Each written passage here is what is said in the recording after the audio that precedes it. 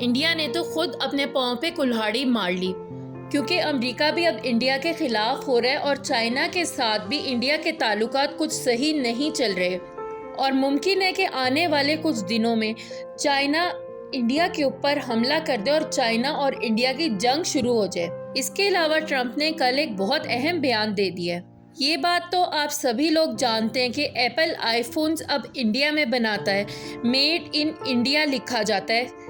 Trump نے آئی phone کے مالک کو بول دیا ہے کہ مجھے نہیں پسند کہ تم آئی فونز انڈیا میں بناؤ، انڈیا میں آئی فونز بنا کر تم انڈیا کو فائدہ دے رہے ہو۔ یعنی کہ ٹرمپ کو اب انڈیا پسند نہیں آ رہا۔ ٹرمپ کو چاہیے تو یہ کہ وہ پاکستان میں ہی آئی فون بنوانے شروع کر دے۔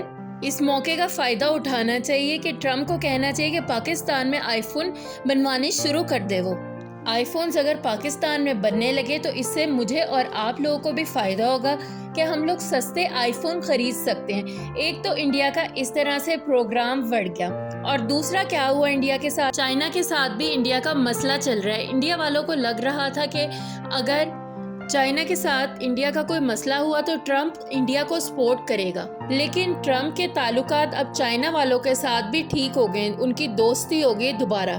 چائنا اور امریکہ کے درمیان پہلے ٹریڈ وار چل رہا تھا، لیکن ان دونوں ممالک کے ہائی آفیشلز ملے ہیں اور ان دونوں نے آپس میں بات کی ہے اور ان کی ٹریڈ وار ختم ہو گئی، ان دونوں کے آپس میں دوستی شروع ہو گئی ہے۔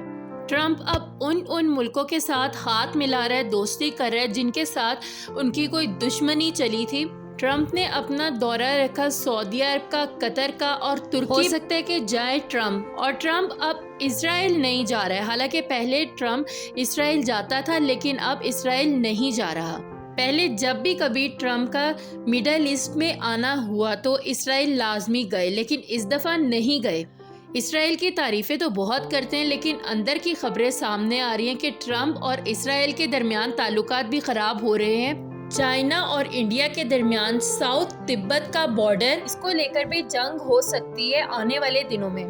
1911 سے پہلے تبت ایک ملک ہوا کرتا تھا، لیکن وہ ملک چائنا کے انڈر تھا۔ 1911 کے بعد اس ملک کو آزاد کر دیا گیا، اور پھر 1950 میں چائنا نے تبت کو دوبارہ اپنے کنٹرول میں لے لیا، اور اب تبت ایک الگ ملک نہیں بلکہ چائنا کا حصہ بن گیا۔ انڈیا کی ایک اسٹیٹ ہے اروناچل پردیش جو تبت میں ہے، وہ 1911 تک چائنا کے انڈر آتی تھی جب تبت چائنا کے انڈر آتا تھا۔ اس کو لے کر انڈیا اور چائنا کے درمیان کافی دفعہ جھڑپیں بھی ہو چکی ہیں۔ انڈیا کہتا ہے کہ یہ ہمارا ہے اروناچل پردیش، اور چائنا کہتا ہے کہ یہ تبت میں ہے جو کہ تو اسی لیے یہ ہمارا ہے۔ مزید اپڈیٹس جاننے کے لیے میرے چینل کو سبسکرائب اور اس ویڈیو کو لائک اور اگر ہو سکے تو شیئر بھی کیجیے گا۔